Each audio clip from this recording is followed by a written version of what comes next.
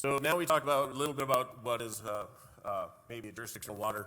Our next discussion is what happens if you have a jurisdictional water on your property.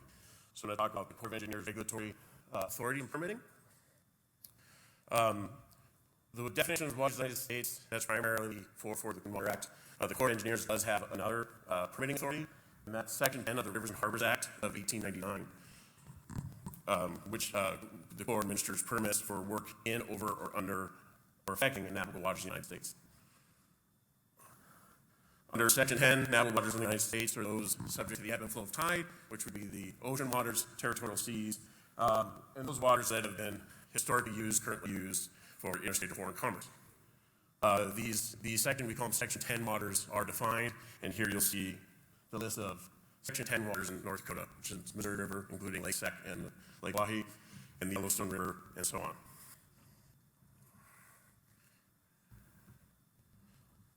So, as mentioned before, activities that are regulated under Section 10 or work in, over, or under navigable waters in the United States. That includes dredging, harbors, boat docks, and things of that nature. Our permitting authority is, of course, Section 404 of the Clean Water Act, which the Corps of Engineers is authorized to issue permits for the discharges of dredged or filled material into water in the United States. So this includes all of those Section 10 waters and jurisdictional wetlands and tributaries.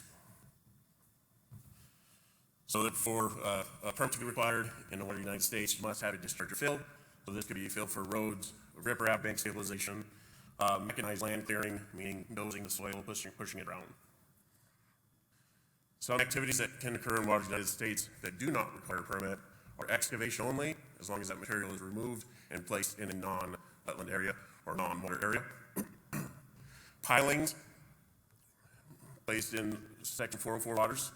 Under Section 10 of the Rivers and Harbors Act, pilings do require a permit, but if it was not in like the Missouri River or those other waters listed, generally pilings don't require a permit under the Clean Water Act. Directly boring under, or directly boring under wetlands or waters, except Section 10 waters, and we do have certain exemptions for ongoing agriculture, silviculture, ranching activities, as well as some maintenance activities may be exempt as well. So, what is the definition of wetland? There's a joint definition, I believe, from 2003. Basically, an area that is saturated long enough where it's dominated by plants adapted to wet conditions, and you have the hydrology there as well. So we look at three things when we determine if there's a wetland. So this is the first part. We look to see if there's a wetland there. We look at soils, hydrology, and vegetation. And then the second step would be determining whether or not those wetlands are jurisdictional. Just discuss what we look at to determine what is wetland. We have manuals that we follow to make these determinations. The first one's from 1987. This manual really defines the methodology.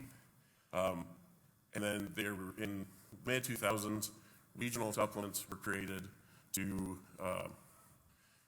make it more clear at a more local level what might be a wetland. So limits of authorities.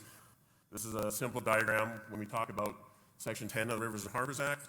That's on navigable waters and ocean waters. The limit is to the ordinary high water mark. Under Section 404 of the Clean Water Act, the limits in standing water would be the ordinary high water mark, and the limits in the wetlands would be the wetland dry land boundary.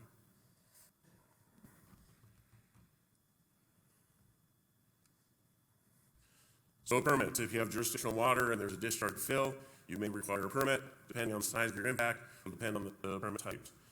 So we generally have 4 categories of permits: nationwide general permits, regional general permits, letters of permission, and then standard individual permits. Nationwide permits are for projects that have minimal impact, intakes, boat docks, pipelines. There's minimal fill into waters, typically less than a half-acre fill. These permits are issued at a nationwide basis, and there are currently 57 types of 57 nationwide permits for specific activities. We have one for residential development, Transportation projects, we have 3 for different types of pipelines, where there's oil and gas, fiber optic lines, or water transmission lines.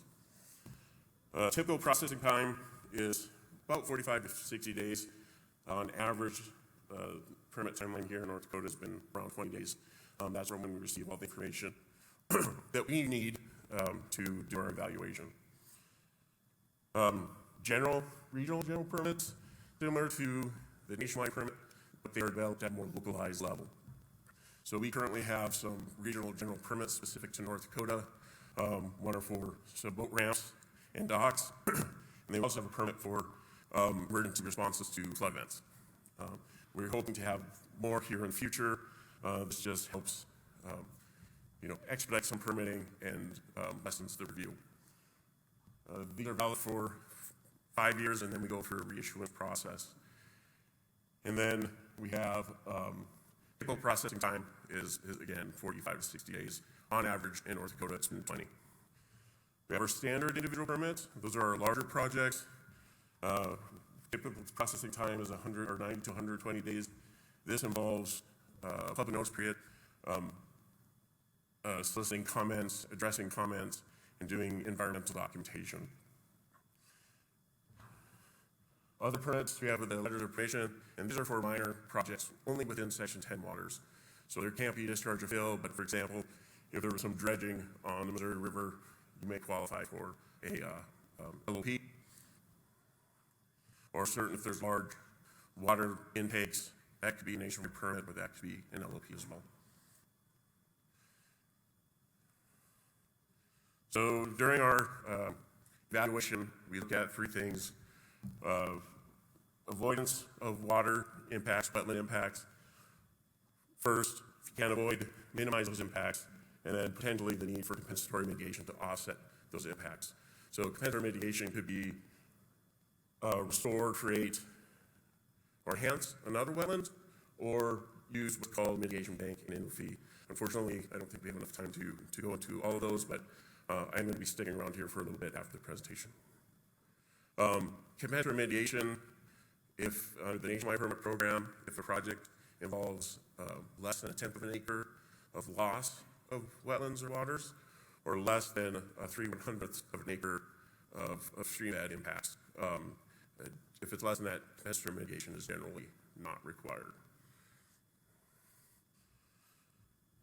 So here's my contact information. I'm located here in Bismarck.